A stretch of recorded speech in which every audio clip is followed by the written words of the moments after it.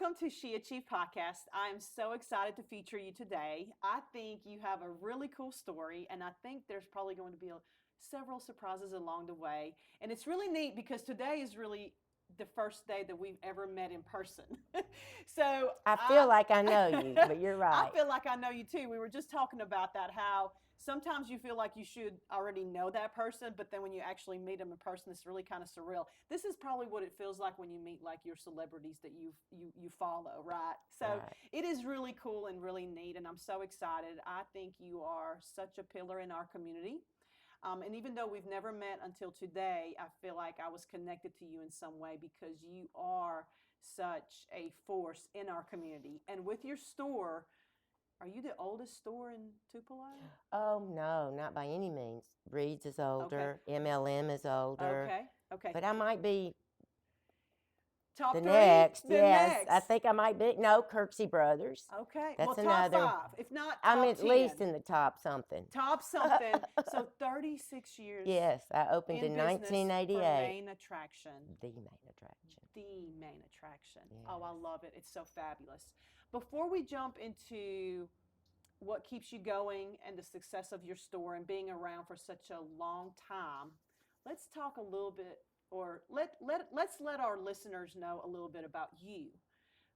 So tell us a little bit about yourself, where you grew up, where you're from, how you are here, what made you decide to come to Tupelo, especially downtown Tupelo, before it was vibrant, all the good things Well, so I, we can I set the grew up stage. here in Tupelo. We moved here from the east in 1964. And I grew up in the Tupelo public school system. And I do believe I got a good education at Tupelo. And then I went off to Alabama to go to school. And then I transferred to Ole Miss. And then I found myself not wanting to be a college student anymore. So I quit my senior year of college. And nobody could have told me any different. And I moved to San Francisco, where I got a job with Magnin, which was a very posh department store of the day. I don't even think I had turned 21 yet. I was right there on the cusp of being 21. It was the department store. It was beautiful. It was in Union Square.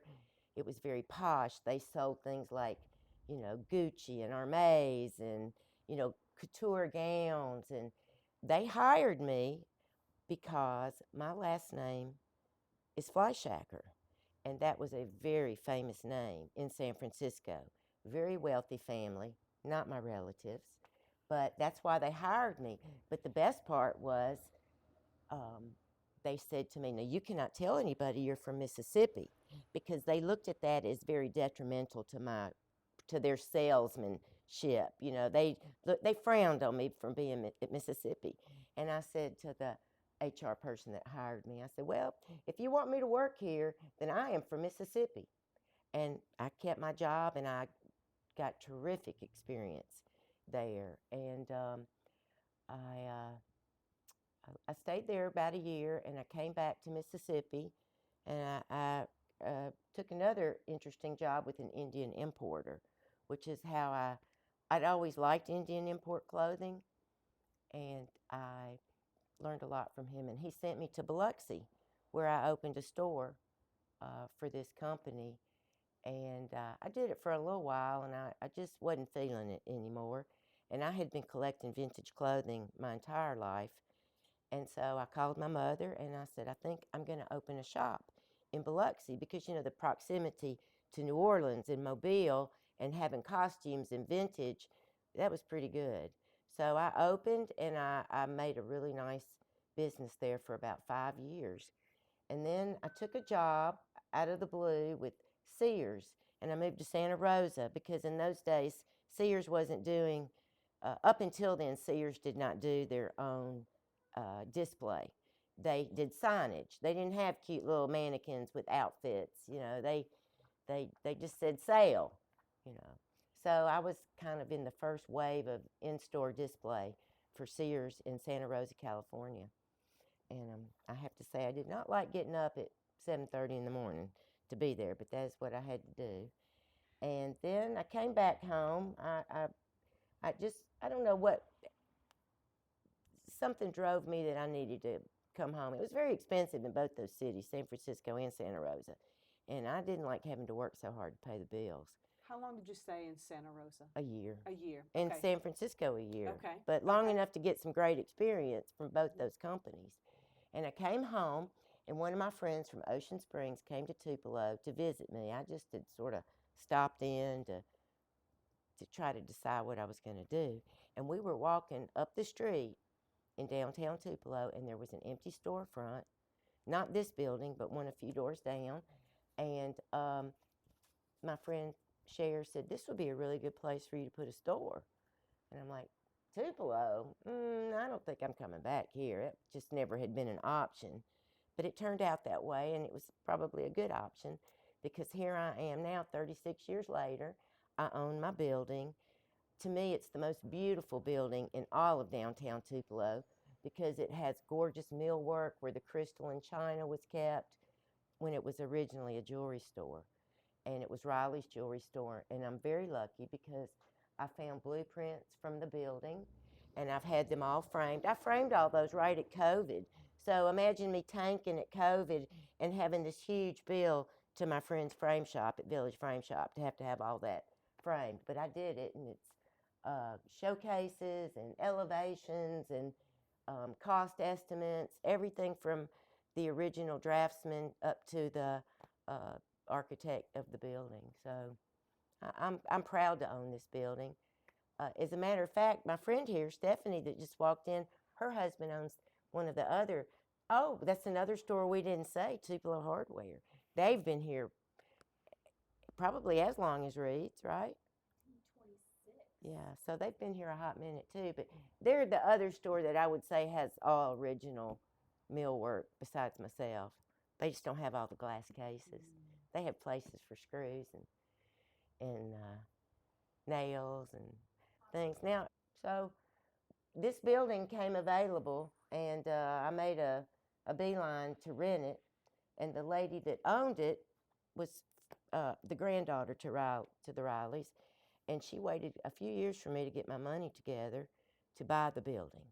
And then I put in 4 apartments, and that is why I'm still open, because if I'd had to rely on the trade to come in here and actually keep me open, it would have been much more difficult.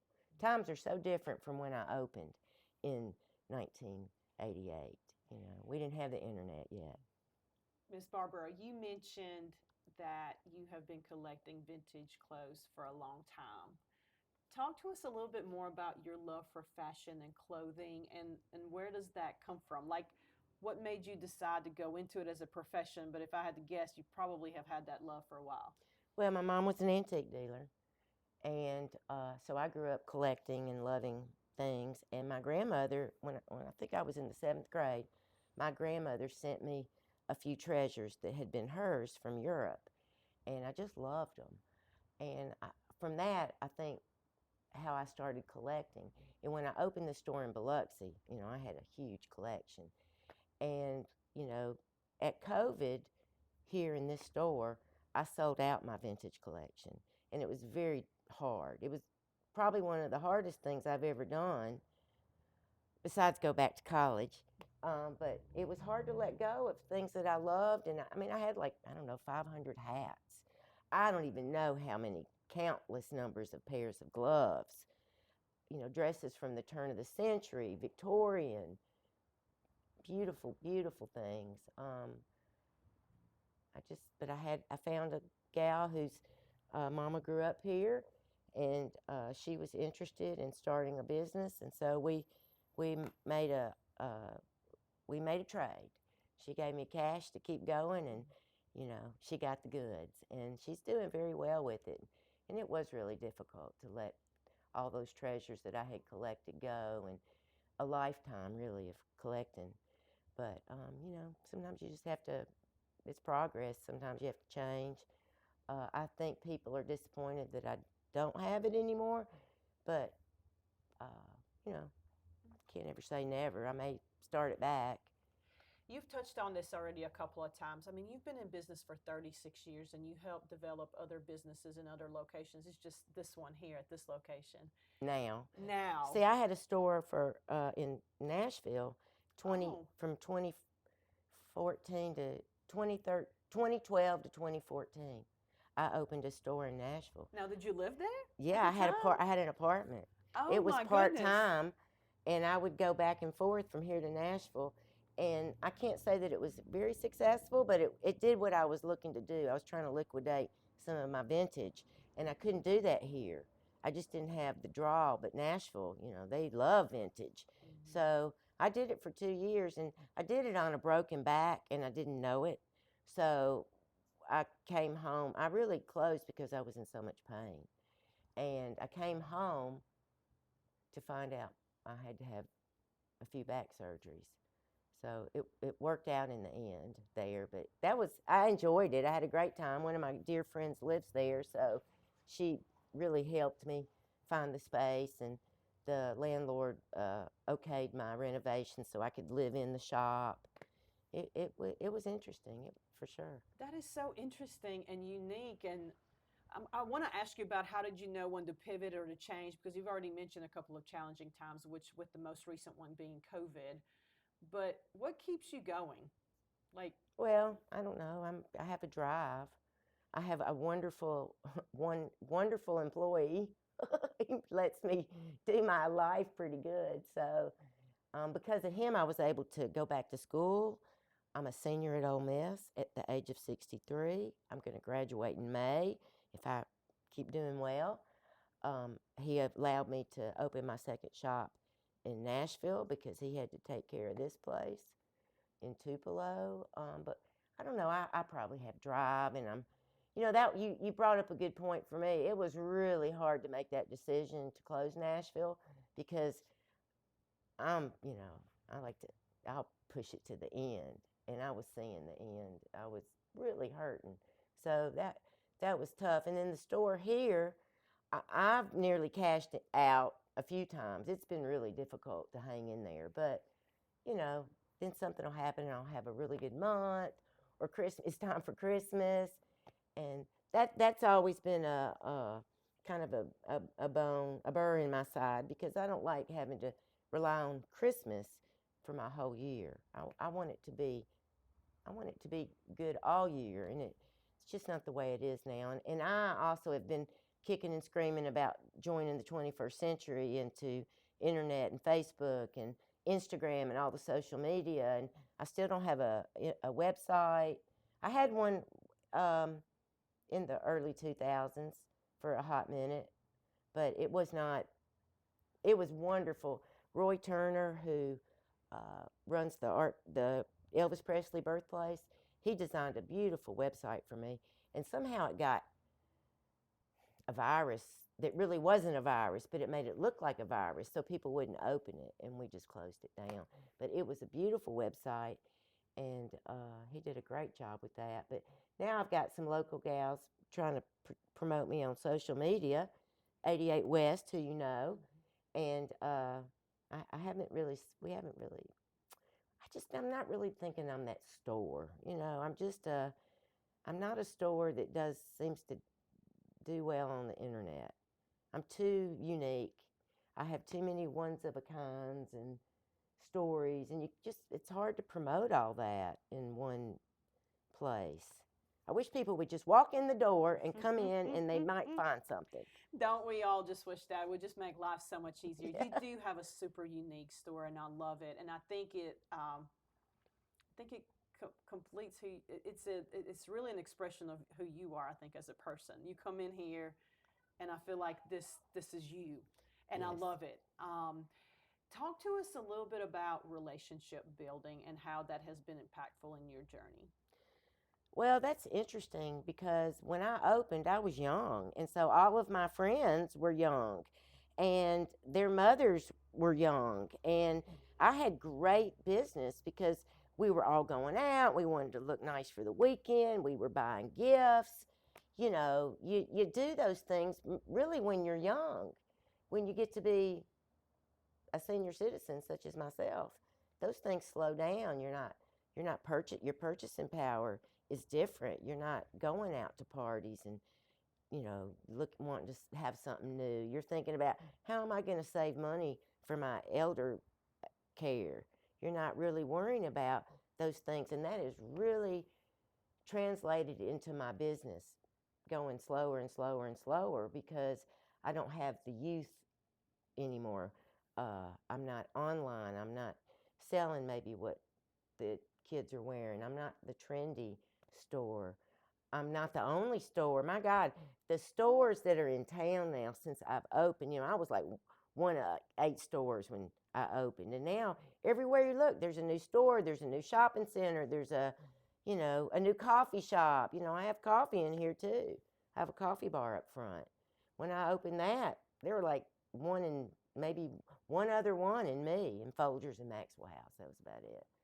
So, yeah, that's really changed. But my trade now, I'd say 80% of it comes from out of towners coming to see Elvis.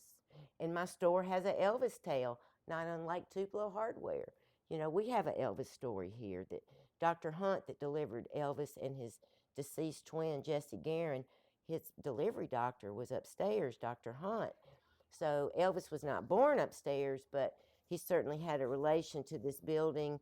And I'm sure that when he was a tiny tot, Gladys took him up the stairs to what was then Dr. Hunt's office. What a neat story. I love that. Thank you for sharing. You were a woman who owned a business before it was popular to do so.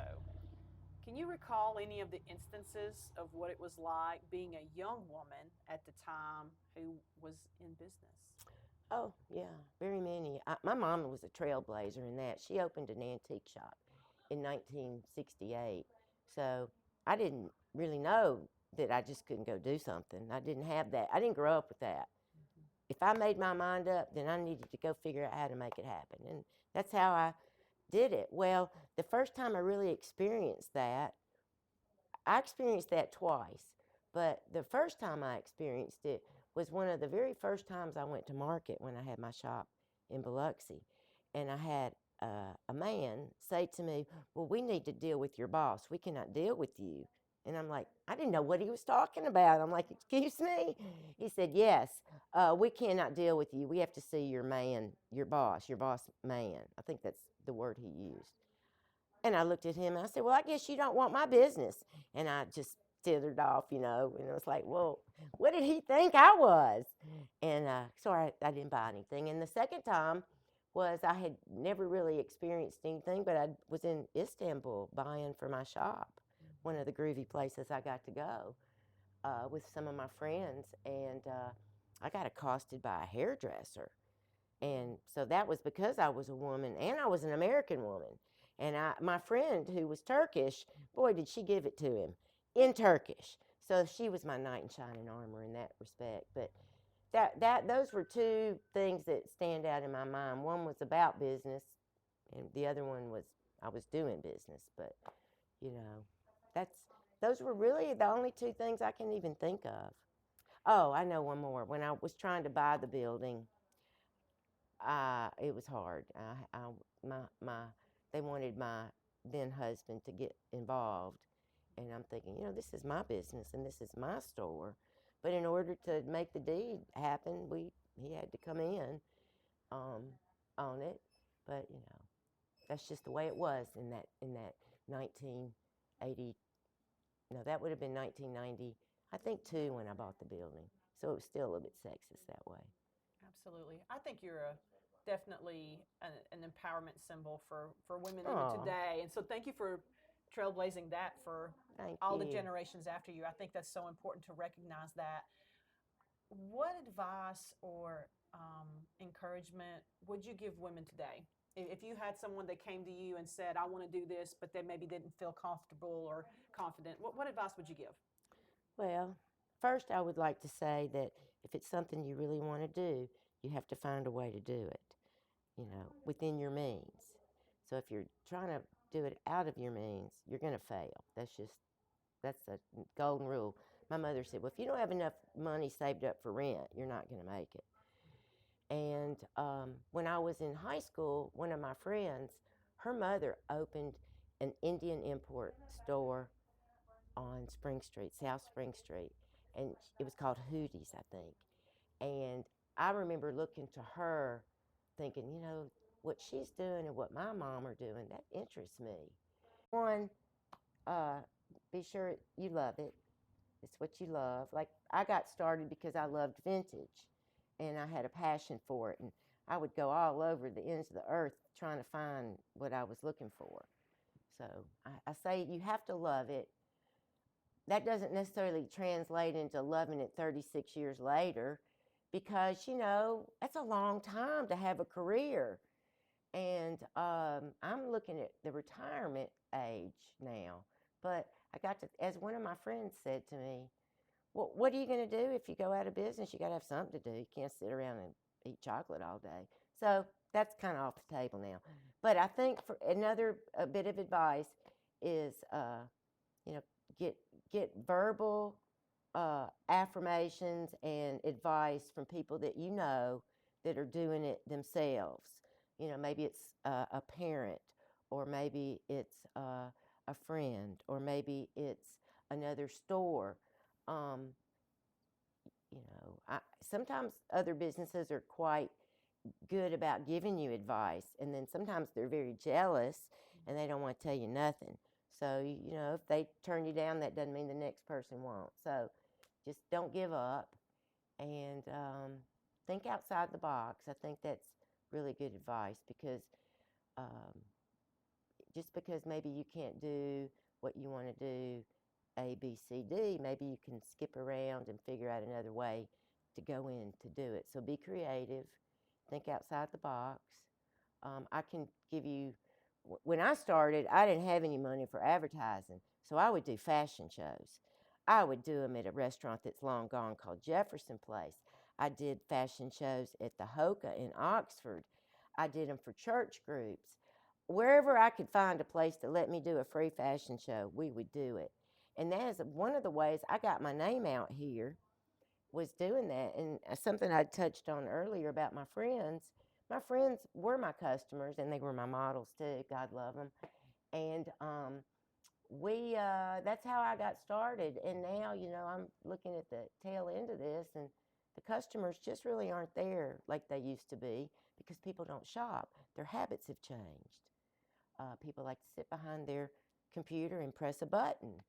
And I think that they don't realize how detrimental that is to not only businesses in town, but to the community, because they're not, if you order something on Amazon, do you think they're paying sales tax in Tupelo? No. If you order something from Starbucks, do you think that money stays here? No. You know, you got to think about those corporate dollars. You know, corporate dollars don't transcend into the local economy, even though, you know, I use Starbucks as an example. They are hiring people that are local because they are here, but there's also a lot of independent places that can be supported. You know, we had to stop for just a minute because that gal came in from Seattle and said she loved my coffee. It was the closest thing she'd had to Seattle since she's been here. So I think those are all creative ways to stay outside of the box. When I put that coffee bar in, it was just a way to entice people to come in. But when you don't open your store till 11, it's you're kind of missing the trade of the coffee there. Talk to me about your friends and your relationships. I feel like throughout our conversation that has been sprinkled in, and when we did take the break to tend to your customers here, that transpired too. So it feels like they're a big part of you and They your are. life. So I know business is business, but you also have to have your personal time. Let's talk about that a little bit. Well, you know, based on my merchandise that I sell, that has lent itself to the type of people, you know, they like this, so therefore they gravitate towards this. Therefore, we already have something in common. They like maybe my taste or how I've curated the jewelry, or, you know, what I've picked. So we have that in common. And then, you know, maybe I've made friends through my store when I find out, well, we have some music in common, or we have certain books in common, or maybe they're an only child, or maybe, you find different ways to relate to people. That's something I think I've always been sort of good at, is I'm able to find some common ground with all kinds of people. Not just, I'm taking a class right now at Ole Miss on the class system. And there's, I'm not an elitist. I'm also not in the no-see-ums of the lower class. I'm somewhere in the middle, but I can relate to all types of classes and people based on my knowledge that I've learned. I've seen the most beautiful art. I've seen some things that are very hurtful for people. So I think that transpires into being able to have a commonality to be able to talk to other people. You find something like, we already had the conversation about Latvia. I have some friends, and we had that little connection.